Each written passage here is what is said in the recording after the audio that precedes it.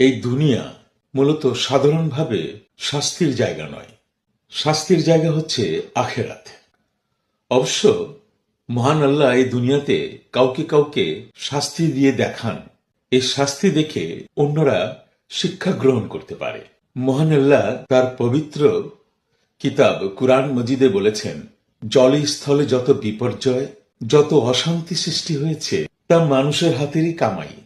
এর উদ্দেশ্য হল তাদেরকে তাদের কিছু কৃতকর্মের ফল ভোগ করানো, যাতে তারা ফিরে আসে।